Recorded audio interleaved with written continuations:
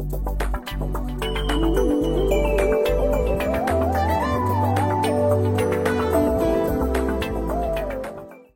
datang kembali di dalam kelas Literasi Keuangan dan Investasi. Kali ini kita akan membahas investasi pada aset kelas berikutnya, yaitu real estate. Ada beberapa sasaran yang ingin dicapai dalam sesi kali ini. Pertama adalah supaya saudara mampu menyebutkan 4 keunggulan investasi pada real estate yang tidak dimiliki oleh aset kelas lainnya. Yang kedua, saudara mampu menjelaskan cara menambah aset dengan menggunakan pinjaman bank atau leverage. Yang ketiga, saudara mampu menjelaskan perbedaan investasi pada properti residensial dari properti komersial. Yang terakhir, saudara bisa memberikan contoh beberapa cara meningkatkan yield atau income dan capital gain dari investasi properti kita. Baiklah, kita langsung membahas yang pertama. 4 keunggulan real estate yang tidak dimiliki aset kelas lainnya. Pertama, properti itu bisa dijaminkan di bank. Aset ini dipercaya oleh bank, sehingga bank mau memberikan pinjaman. Dengan kata lain, Anda bisa mendapatkan modal lebih besar daripada uang yang telah Anda miliki. Istilahnya Anda bisa melakukan leverage. Seperti tuas ini. Anda lihat ya, tuas ini adalah pengungkit. Dalam bahasa Inggrisnya itu disebut leverage. Dengan modal sedikit, dengan tekanan sedikit, Anda bisa mengangkat beban yang lebih besar karena ada leverage di sini ya, ada tuas pengungkit. Ya, jadi dengan modal yang kecil kita bisa mengangkat beban yang lebih besar. Nah, itulah yang artinya leverage. Dengan uang yang terbatas, kita bisa membelikan aset properti yang nilainya jauh lebih besar daripada uang yang kita miliki.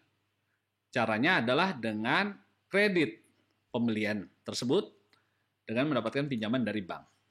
Ya. Nah, contohnya jika Anda memiliki uang 100 juta rupiah, berapakah nilai aset maksimal yang bisa kita beli?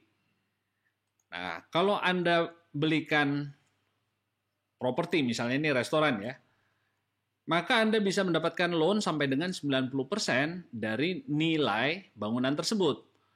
Jadi, Anda cukup bayar DP, down payment, uang muka 100 juta rupiah, sisanya 900 juta rupiah Anda bisa pinjam ke bank. Jadi, Anda bisa membeli aset senilai 1 miliar rupiah dengan uang hanya 100 juta rupiah saja. Nah, kalau Anda belikan saham, paling banter Anda bisa mendapatkan loan to value, ya, jumlah pinjaman adalah 50% dari nilai asetnya. Itu pun tidak bisa ke bank. Anda hanya bisa melakukan pinjaman untuk membelikan saham kalau Anda sudah dikenal oleh broker sebagai seorang nasabah yang bisa dipercaya, yang punya aset. Ya, jadi kalau Anda punya uang 100 juta, Anda bisa membelikan aset 200 juta. Pinjamannya hanya maksimal setengahnya.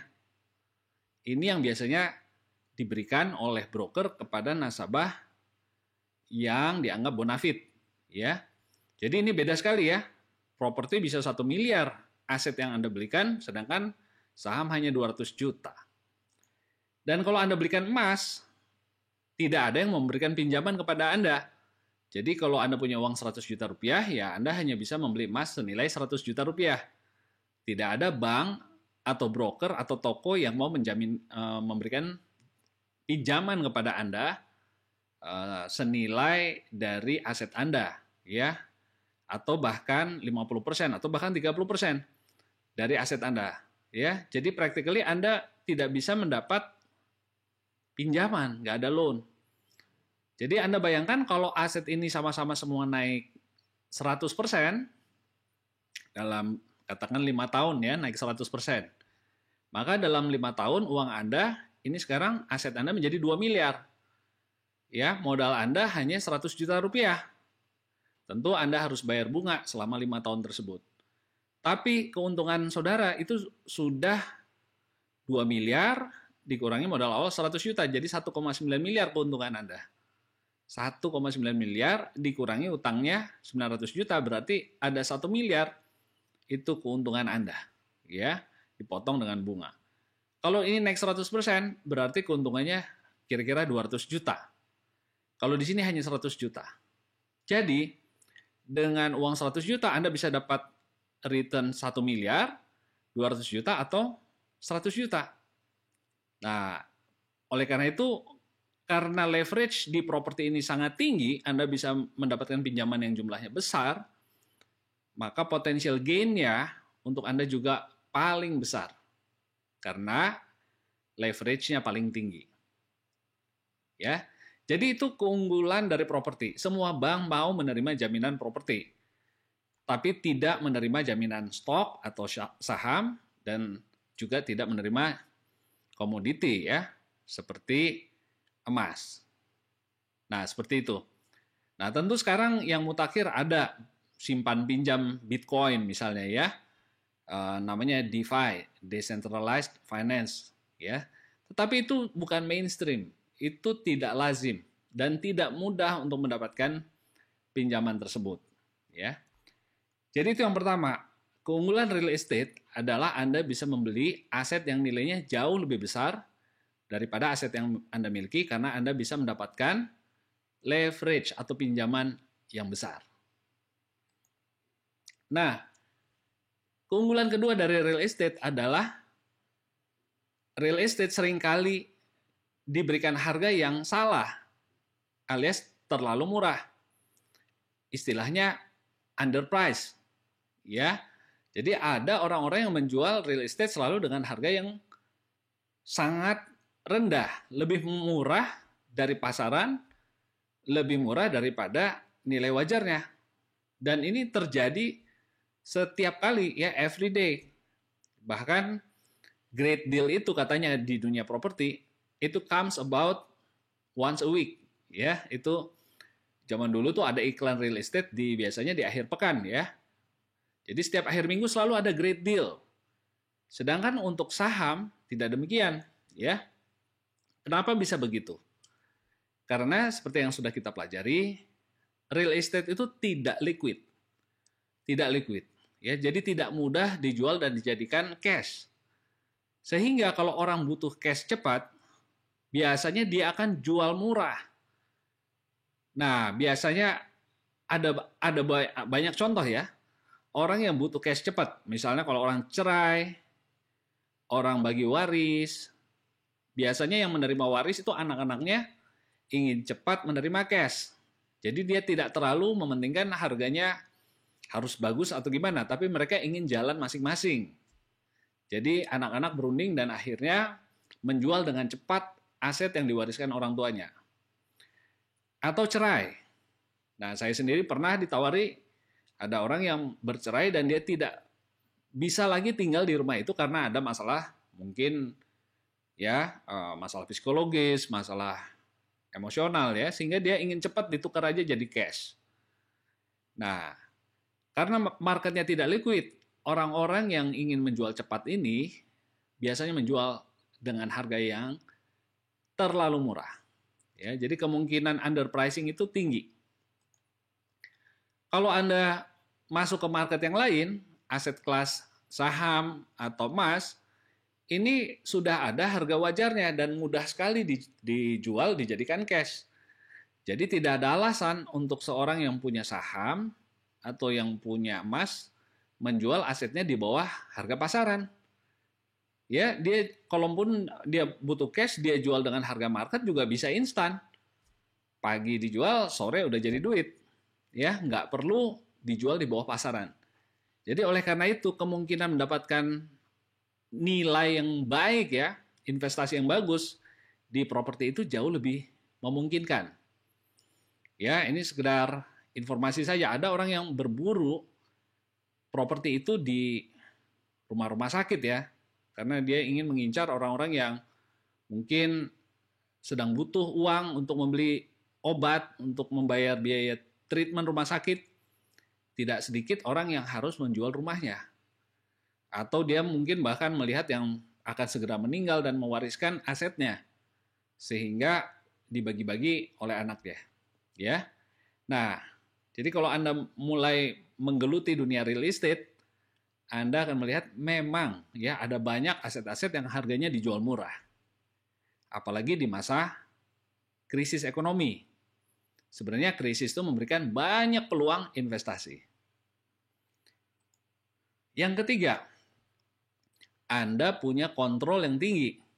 Dalam real estate, kemungkinan untuk menaikkan nilai investasi Anda itu sangat tinggi. Full control. Anda bisa upgrade, Anda bisa renov. Kalau Anda beli tanah kosong, Anda bangun. Kalau Anda beli rumah yang sudah jelek, Anda renovasi. Kalau rumah yang punya 5 kamar, Anda bisa tambah jadi kos-kosan. Anda punya kemampuan untuk meningkatkan nilai aset Anda. Anda bisa siapkan tempat di atap. Ya, kalau Anda punya ruko yang tinggi lokasinya, Anda bisa sewakan tempat di atas untuk antena misalnya ya, antena seluler. Dan sewakan di bawah untuk katakan ruang ATM. Ada banyak cara untuk meningkatkan nilai dari properti Anda. Sedangkan kalau Anda investasi pada saham, Anda nggak punya kendali sama sekali. Kenapa? Karena yang mengerjakannya manajemen perusahaan publik tersebut. Jadi kalau Anda membeli saham Telkom misalnya, maka manajemen Telkom lah yang mengelolanya. Anda sebagai investor hanya bisa pasrah dan menanti berharap manajemennya melakukan tugasnya dengan baik. Demikian pula kalau Anda membeli emas, Anda nggak bisa bikin apa-apa. Ya, Anda ikut follow market price. Tidak ada satupun yang bisa Anda lakukan untuk menaikkan nilainya. Mau dilap, mau dibersihkan, harganya sama saja. Gitu ya. Kalau Anda beli lukisan, jangan coba-coba Anda edit. Ya, kalau Anda edit, bukannya tambah mahal, bisa-bisa nggak ada lagi yang mau beli lukisan antik Anda itu. Begitu. Ya. Jadi itu keunggulan yang ketiga. Nah, yang keempat, real estate itu memungkinkan Anda bisa take profit tanpa harus menjual aset Anda. Nah, ini gimana caranya nih? Yaitu dengan cara top up kredit. Ya, saat harga properti Anda naik setelah sekian waktu berlalu sejak Anda beli, maka Anda sebagai pemilik boleh datang ke bank bilang, "Pak, nilai rumah saya sudah naik." Katakan seperti contoh di awal tadi, Anda punya uang 100 juta, lalu Anda belikan aset yang harganya 1 miliar, nilainya 1 miliar. 900 jutanya dibayar dengan pinjaman. Setelah sekian tahun, aset Anda katakan naik menjadi 5 miliar rupiah. Maka Anda bisa pergi ke bank dan bilang, "Pak, setelah 5 tahun, pinjaman saya kan sudah mulai saya cicil. Mungkin awalnya 900 juta, karena Anda sudah mencicil, katakan tinggal 200 juta rupiah. Dan Anda bisa bilang ke bank, "Pak, pinjaman saya tinggal 200 juta rupiah. Dan nilai jaminannya sekarang sudah jadi 5 miliar rupiah. Nah, saya minta pinjaman 90% dari 5 miliar rupiah, yaitu 4,5 miliar rupiah." Kalau Anda punya kemampuan untuk melunasinya, membayarnya, mencicilnya, maka sangat-sangat besar kemungkinan bank itu ingin memberikan pinjaman kepada Anda. Jadi bayangkan, dengan modal 100 juta di awal, Anda belikan aset 1 miliar, setelah beberapa tahun, Anda mencicil, tentu ada jumlah cicilan, tentunya pasti masih di bawah dari 1 miliar ya, karena kan butuh waktu gitu. Ya, Anda tidak akan melunasi dalam tempo singkat. Anda malah justru setelah melakukan top up, Anda diberikan uang oleh bank 4,5 miliar rupiah. Ya, dikurangi outstanding loan-nya masih ada 200 juta. Jadi Anda net diberikan pinjaman baru oleh bank 4,3 miliar rupiah. Ini jumlah yang fantastis, jauh lebih besar daripada modal Anda di awal kan? Jadi Anda nggak harus jual rumah Anda yang harganya sudah naik dari 1 ke 5 miliar. Anda cukup top up ke bank. Dijaminkan ya dengan mendapat pinjaman yang jauh lebih besar dari seluruh uang yang pernah Anda keluarkan. baik untuk DP-nya maupun untuk cicilan sebelumnya. Dengan kata lain, bank memberikan uangnya kepada Anda. Ya, percayalah, bank-bank ingin memberikan uangnya kepada Anda. Ya, tanda kutip ya, ingin memberikan uangnya dalam bentuk kredit kepada Anda. Dan kalau jaminan Anda nilainya naik, Anda nggak perlu jual. Anda justru mendapat uangnya yang semakin banyak. Dalam contoh barusan, kalau Anda dapat 4,3 miliar, tentu Anda bisa pakai itu untuk membelikan membeli aset-aset berikutnya dan untuk mencicilnya juga selama beberapa waktu ke depan. Dengan strategi itu, Anda bisa memperbanyak jumlah aset properti Anda. Nah, sedangkan kalau Anda punya saham, Anda punya emas, Anda hanya bisa take profit kalau Anda menjual saham Anda. Ya, jadi kalau saham Anda beli 1.000, terus naik 5 kali lipat menjadi 5.000, maka satu-satunya cara Anda take profit adalah dijual itu saham. Demikian juga emas, beli harga 1 juta, dijual harga 2 juta, baru Anda bisa dapat profit. Jadi nggak bisa dijaminkan dan mendapatkan fresh money. Sedangkan untuk aset properti, Anda nggak perlu jual. Karena toh kalau Anda jual, Anda mau beli rumah sebelahnya, harganya juga sudah ikut naik kan. Jadi caranya adalah dengan menjaminkannya ke bank. Dan Anda mendapatkan fresh money tanpa menjual barang. Ya. Nah, jadi ingat ada 4 keunggulan real estate yang tidak dimiliki aset kelas lain. Pertama, high leverage. Ya, nilai pinjaman Anda bisa sangat-sangat tinggi dibandingkan dengan nilai asetnya. Yang kedua, kemungkinan mendapatkan aset dengan harga yang bagus. Ya, underprice itu sering terjadi. Kemudian yang ketiga, Anda bisa kendalikan aset Anda bisa tingkatkan nilainya. Dan yang keempat, Anda bisa take profit tanpa menjualnya. Saya ingin memberikan ilustrasi pakai angka supaya Anda bisa mendapat gambaran ya gimana sih prakteknya. Take profit tanpa menjual. Ya, contoh di sini kalau Anda punya uang 100 juta rupiah dan Anda membelikan properti yang nilainya 1 miliar dan menggunakan kredit kepemilikan rumah KPR 900 juta rupiah, ya berarti Anda keluar uang hanya 100 juta di awal ya. Nah, lalu dalam tabel ini dijelaskan skema cicilannya. Jadi outstanding 900 juta itu akan dilunasi dalam 10 tahun. Outstanding itu jumlah hutang yang masih ada di bank, istilahnya outstanding ya. Lalu ini adalah jumlah pembayaran yang Anda bayarkan ke bank setiap tahun. Jadi di awal 100 juta rupiah ini dibayarkan biasanya ke customer ya.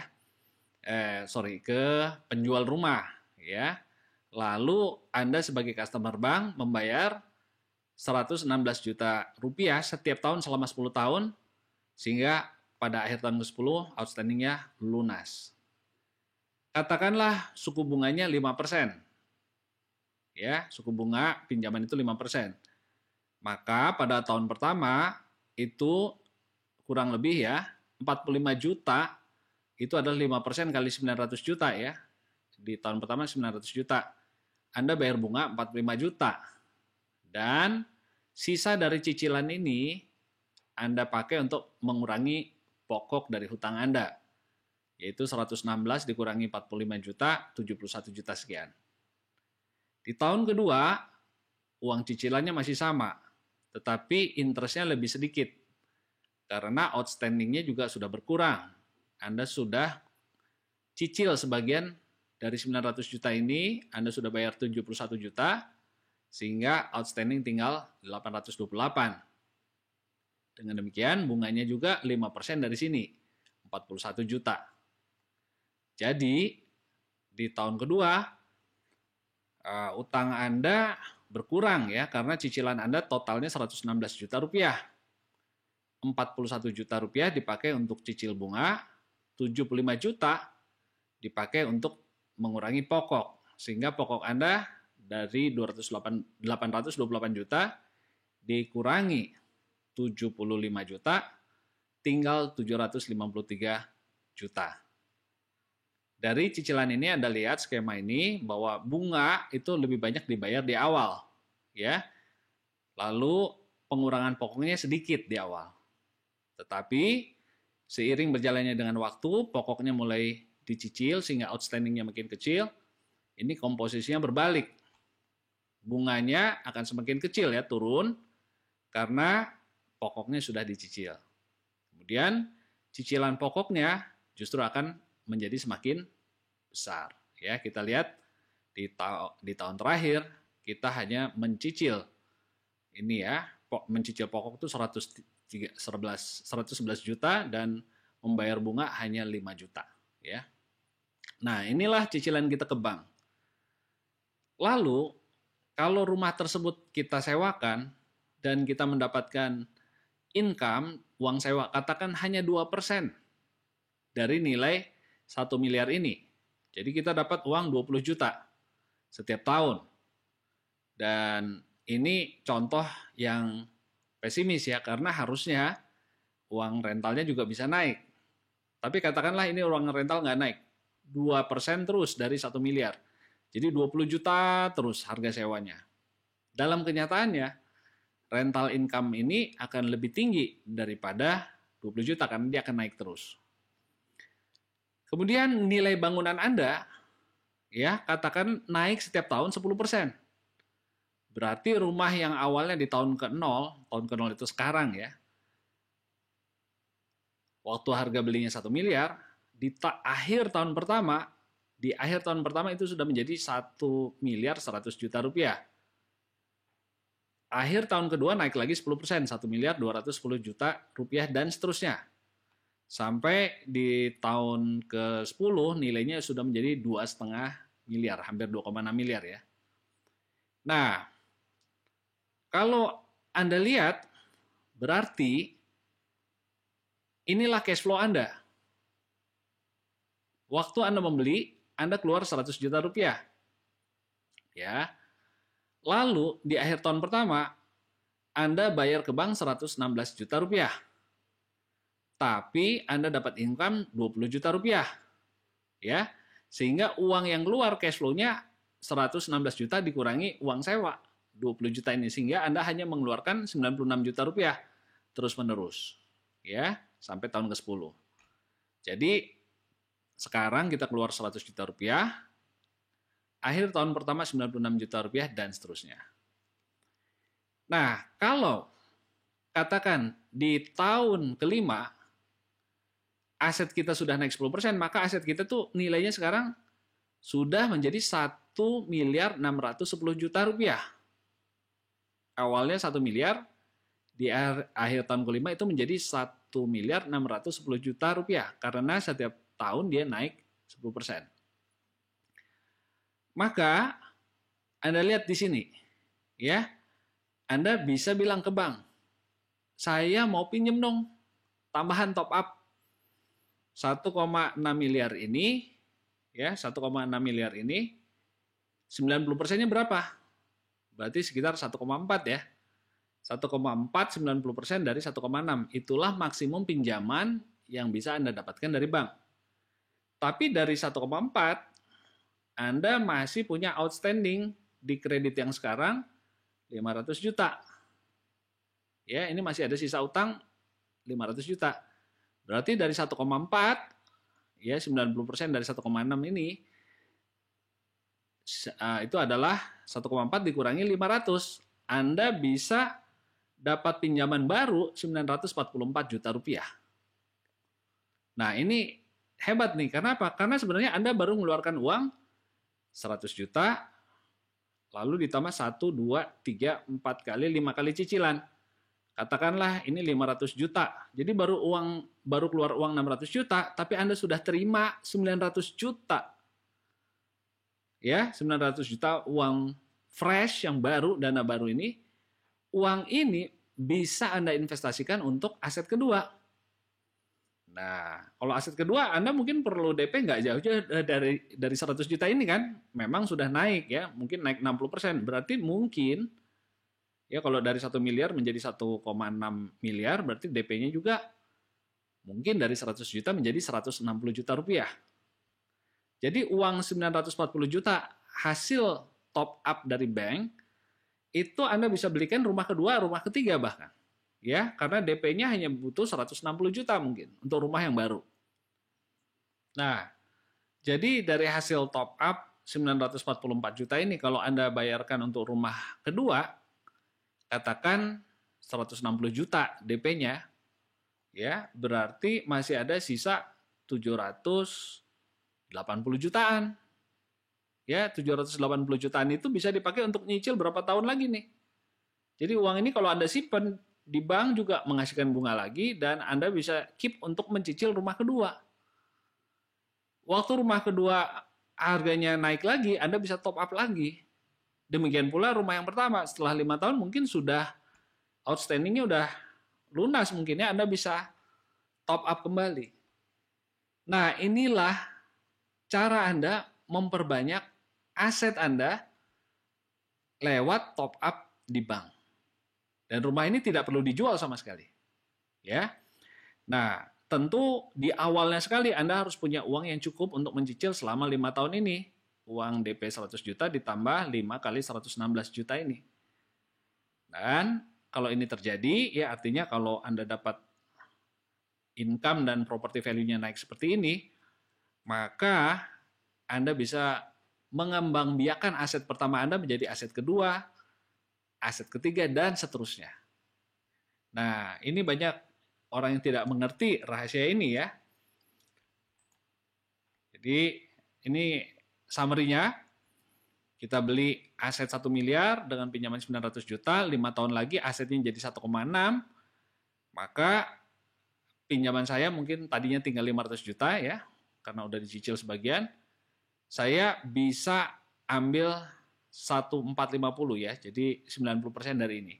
Saya bisa dapat 950 juta uang baru untuk DP dan cicilan aset berikutnya.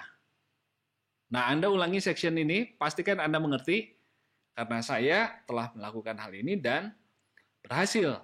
Ya, apalagi kalau nilai aset Anda naiknya cepat sekali di atas bunga bank, ya, jauh di atas bunga bank, maka Anda bisa tanpa pusing mencicil ya, intinya uangnya juga dari bank bisa menambah cicilan untuk bisa menambah aset Anda untuk aset yang kedua, ketiga, dan seterusnya.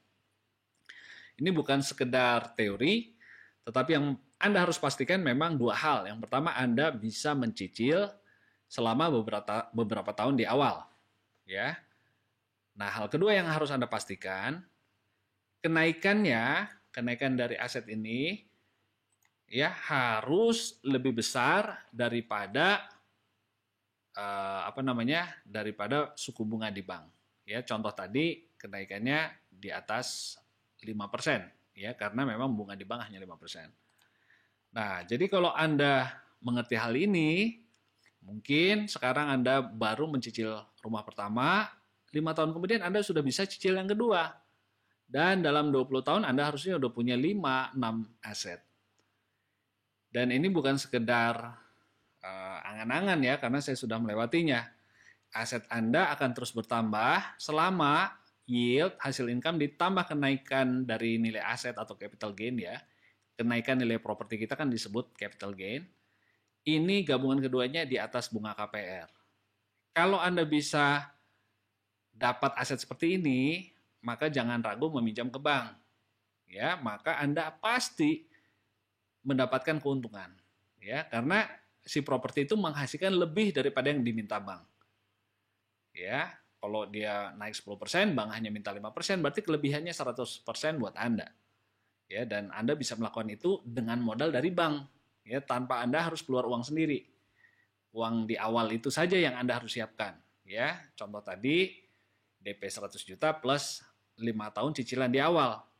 Setelah itu terjadi, maka rumah itu akan bisa di top up dan hasil top up-nya bisa membeli aset kedua dan mencicilnya bahkan. Dan seterusnya, ya. Nah, tentu Anda harus punya income juga untuk pada akhirnya melunasi cicilan-cicilan tersebut. Namun seandainya, katakan Anda nggak mau lagi mencicil rumah-rumah berikut, maka Anda cukup menjual salah satu jaminan tersebut. Pasti bisa melunasi outstanding-nya. Karena kenaikan dari properti tersebut lebih cepat daripada bunga banknya. Ya, jadi kalau prinsipnya seperti itu, kalau Anda menanamkan uang Anda pada aset yang bertumbuh lebih cepat daripada bunga bank, maka sudah pasti aset itu bisa menutupi bunga bank tersebut. Ya, Anda coba simulasi sendiri sebelum mulai KPR, tapi saya ingin dorong para mahasiswa kalau nanti sudah punya uang, katakan 10 juta sebulan yang bisa ditabung, ya janganlah dimasukkan tabungan, tapi cicilah aset properti. Karena kalau Anda membeli di daerah yang tepat dan kenaikannya di atas bunga bank, maka Anda sudah pasti untung, bunga bank sudah pasti bisa dicicil, dan Anda bisa membeli aset kedua, aset ketiga, dan seterusnya. Demikian penjelasan tentang keunikan atau keunggulan dari aset properti. Nah, di bagian berikut saya akan menjelaskan perbedaan real estate komersial dan residensial. Nah, residensial misalnya rumah, komersial misalnya ruko atau mall. Ya, kita akan lihat perbedaannya. Nah, tipe untuk residensial ada yang landed, ada yang high rise. Ya, ada rumah yang di tanah begitu, landed istilahnya, dan ada yang high rise, apartemen. Nah, kalau komersial ada ruko, mall, kantor, hotel, itu semua termasuk bangunan komersial. Nah, kalau Anda membangun dan mau menjualnya, maka pembeli aset residensial ini adalah umumnya pribadi. Jarang sekali yang perusahaan. Sedangkan kalau komersial itu yang membeli perusahaan. Sebaliknya. Ya, jadi Anda harus kenal customer Anda. Siapa market Anda. Nah, nilai sewa dibandingkan nilai propertinya, itu istilahnya yield. Berapa persen uang sewanya dibandingkan nilai propertinya. Kalau dalam contoh sebelumnya, saya memberikan contoh kan 20 juta rupiah, asetnya nilainya 1 miliar. Jadi uang rentalnya 20 juta yang kita terima. Itu 20 juta dibagi 1 miliar itu 2%. Nah, untuk residensial, ini pengalaman saya biasanya antara 3 sampai 5%. Ini sudah tinggi sekali kalau 5%. Ya, 3% juga ya itu udah tinggi ya. Kadang-kadang bahkan hanya di bawah ini ya, 1 sampai 3%. Tapi kalau komersial itu bisa sampai 6% per tahun dari nilai propertinya. Bahkan bisa sampai 10-12% kalau Anda dapat lokasi yang betul-betul rame. Mall yang sangat-sangat rame, itu sewanya sangat mahal. Nah, kenaikan capital gain untuk residensial itu antara 5 sampai 10%.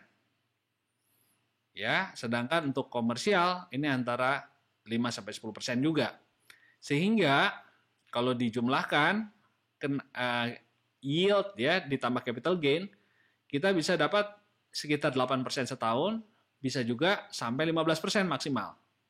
Ya, return yang kita dapatkan dari investasi di residensial.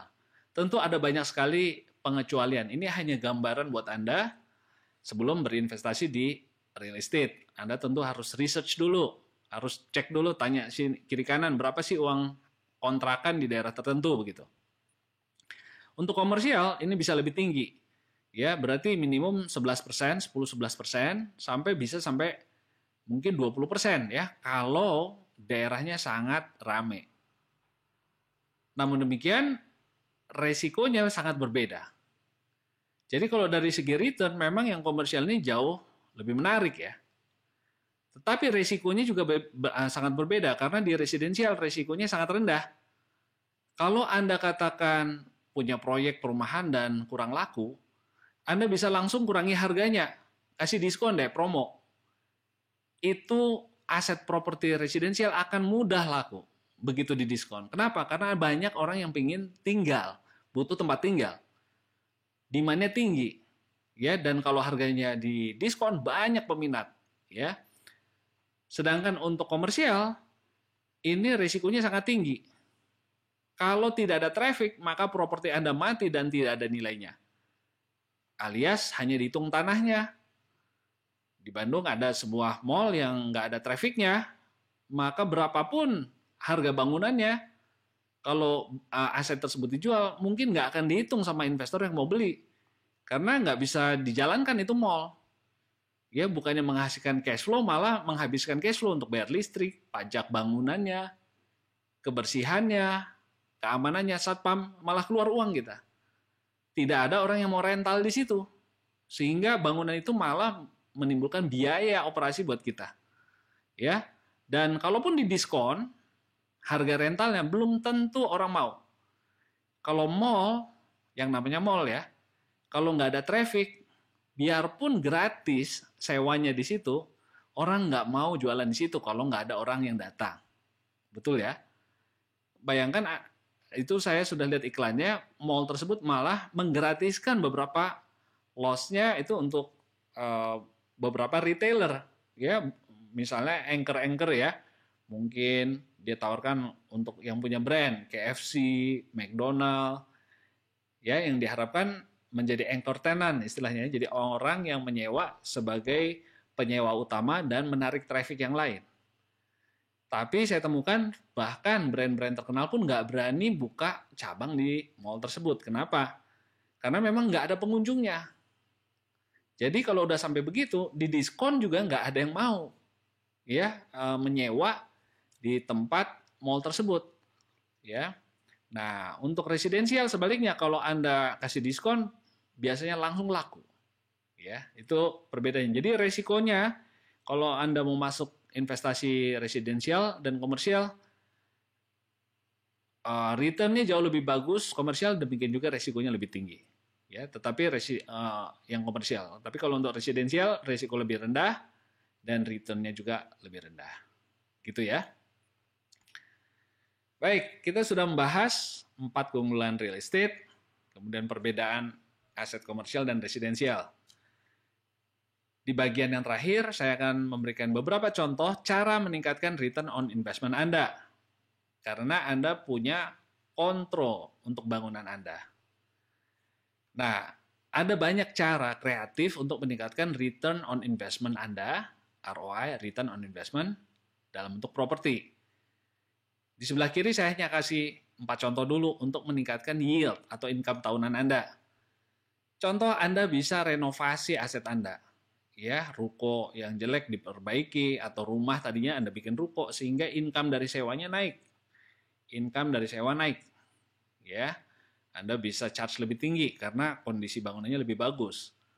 Bisa tambahkan penghasilan lain.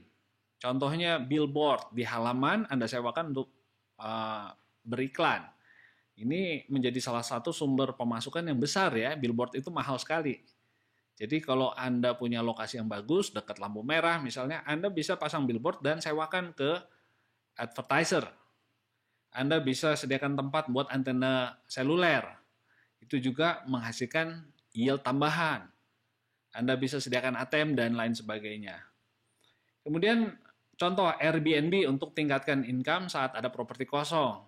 Ya, jadi kalau Anda sudah mungkin mulai punya banyak aset, ya dan mungkin ada yang kosong, Anda bisa sewakan. Sekarang ada Airbnb di mana orang bisa menyewa harian ya aset Anda seperti hotel begitu ya, sehingga aset Anda nggak nganggur tapi menghasilkan uang. Anda bisa juga memecah ya satu kantor Anda kepada beberapa pihak untuk mendapatkan income lebih banyak. Ya, ini juga bisa dipecah-pecah gitu, satu lokasi disewakan ke beberapa orang sehingga income-nya bisa lebih banyak dibandingkan kalau disewa satu orang. Ada banyak buku Anda bisa pelajari untuk untuk mengetahui cara meningkatkan yield Anda. Nah, di sebelah kanan cara meningkatkan capital gain, kenaikan nilai aset Anda. Nah, contoh pertama, waktu Anda beli, Anda pilihlah lokasi yang kenaikannya itu sudah tinggi tahun-tahun sebelumnya. Jadi lokasi yang kita tahu harga tanah di sana naik cepat, maka trennya itu umumnya akan berlanjut. Tahun ini, tahun depan, dan tahun sesudahnya juga biasanya lokasi itu akan memberikan kenaikan paling tinggi. Jadi capital gain Anda sangat bisa diprediksi.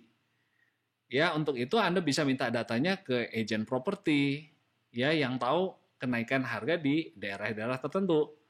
Anda bisa tanyakan appraiser, ya ada jasa penilai, nilai aset itu ada jasa penilai namanya appraiser. Anda bisa hire mereka untuk menaksir ya, tanya daerah mana yang naik cepat misalnya. Kemudian Anda bisa membeli tanah di daerah yang baru akan dikembangkan, jadi belum rame. Nah, kalau Anda beli tanah di daerah yang masih sepi tapi akan dikembangkan, biasanya masih murah. Ya, itulah kenapa pengusaha-pengusaha properti yang raksasa biasanya mimpinya adalah membuka kota baru. Ya, kota baru di agak jauh dari pusat kota, dia beli lahan yang sangat murah, lalu dia bangun sedikit-sedikit sehingga harganya naik berkali-kali lipat. Ya, itu sangat-sangat menguntungkan. Ya, Anda bisa beli harga Rp5.000 semeter dijual sampai Rp12 juta semeter. Itu berapa kali lipat coba bayangkan. Ya, beli 5.000 dijual 12 juta semeter. Bisa, sangat bisa. Kenapa? Karena tadinya dia beli bukit kosong, dia beli sawah kosong, dia beli perkampungan, dia beli satu gunung mungkin ya. Lalu dibangun depannya, dia bangun fasilitas, jalan raya yang lebar, ya, pintu masuk yang megah, kantor pemasaran yang mentereng, lalu dia buat perumahan-perumahan yang bagus di depan, ya. Jadi kalau harga tanah di depan itu sudah naik, ya di daerah pintu masuknya sudah naik, maka harga tanah di belakangnya juga akan terbawa naik. Dan dia nggak usah terburu-buru menjualnya, pelan-pelan aja dia jual. Karena toh setiap tahun harga asetnya seluruhnya akan naik. Nah itu ya. Nah ini kalau Anda punya cita-cita sebagai pengusaha properti, ini impiannya nih. Ya, beli tanah yang luas di daerah yang belum dikembangkan. Kemudian kalau Anda beli 1-2 rumah, belilah aset yang dijual di bawah harga tadi setelah saya jelaskan yang underprice ya. Misalnya karena cerai, karena waris, karena pindah, karena sakit, pemiliknya ya butuh uang, karena ada utang, harus dilunasi. Selalu ada banyak kesempatan membeli properti di bawah harga wajarnya. Ya, untuk itu Anda nggak perlu survei sendiri, Anda bisa datang ke bank, mungkin ada jaminan yang sedang dilelang, Anda bisa datang ke agen properti untuk minta informasi. Ya, Anda kenalkan diri Anda, saya ini investor properti. Kalau ada aset-aset yang dijual di bawah harga, tolong kabarin saya. Biasanya itu informasi akan cepat menyebar dari satu agen ke agen lain, dan begitu ada good deal, Anda akan ditawari. Ya. Dan jangan khawatir sama sekali. Di dunia properti, good deal itu ada setiap minggu. It's always there. Karena selalu ada orang kepepet. Selalu. Ya. Jadi jangan kecewa kalau tanah inceran Anda dibeli sama saudara, dibeli sama orang lain, relakan. Masih banyak good deal di tempat lain. Nah, terakhir bangun dan berikan nilai tambah. Ya, mungkin rumah dijadikan ruko, tanah kosong jadi rumah, Anda bangun apartemen, apapun itu akan sangat menguntungkan karena nilai tanah Anda akan naik pesat. Terutama kalau daerah-daerah di sekitar lokasi Anda itu sudah mulai naik harganya.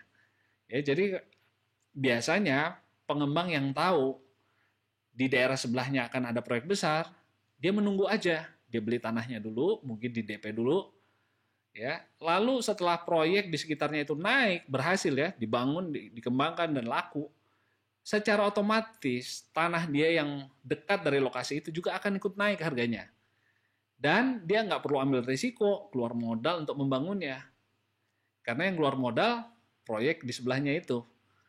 Nah, itulah beberapa contoh saja bagaimana Anda bisa menjadi sangat-sangat berhasil secara finansial dengan investasi di properti. Terima kasih Anda sudah memperhatikan sampai saat ini. Saya sangat mendorong Anda melakukan upaya untuk mulai mencicil aset properti pertama Anda, dan bahkan kalau Anda sudah punya aset properti untuk menambah aset properti Anda. Jangan habiskan nanti ekstra income Anda kalau punya gaji lebih hanya untuk barang-barang yang konsumtif. Tapi investasikan salah satunya di properti yang sudah sangat terbukti menjadi sarana untuk meningkatkan nilai kekayaan Anda. Terima kasih, sukses buat Anda semua.